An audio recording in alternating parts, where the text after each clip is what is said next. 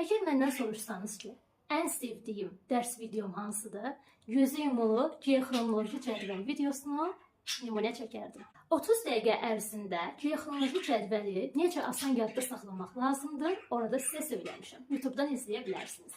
İndi isə sizə bitkinin vegetativ və generativ orqanlarının geoxronoloji cədvəl üzrə yaranma ardıcıllığını söyləmək istəyirəm. Bilirsiniz də, həm abituriyentlərə, həm MİQ-ə, həm sertifikasiya cədvəldən sual düşmə ehtimalı çox böyükdür. Bitki bədənində olan orqanları vegetativ orqanlar və generativ orqanlar olmaqla qruplaşdırırıq. Bitkinin həyati proseslərini icra edən orqanları vegetativ orqanları. Generativ orqanlar isə bitkidə çoxalma funksiyasını yerinə yetirən orqanlardır. Vegetativ orqanlar kök, gövdə, yarpaq, generativ orqanlar isə çiçək, toxum, meyvədir.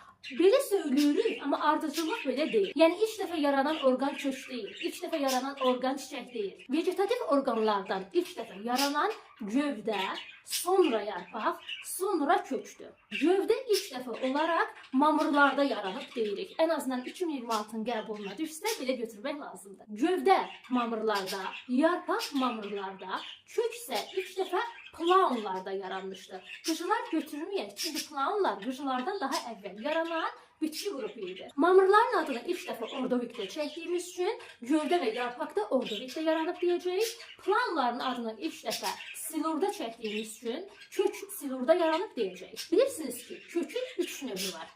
Əsas kök, əlavə kök, yan kök. Amma ardıcılığı belə söyləsəm də yaranma ardıcılığı belə deyil. Birinci yaranan kök əlavə kök olub plaonlarda, sonra yan kök olub plaonlarda, əsas kök isə ən son yaranıb çılpaq toxumlarda yaranmışdır, yəni devonda. Generativ orqanlara gəldikdə isə çiçək, toxum, meyvə desək də yaranma ardıcılığı belə olacaq. Birinci toxum yaranır çılpaq toxumlarda, devonda.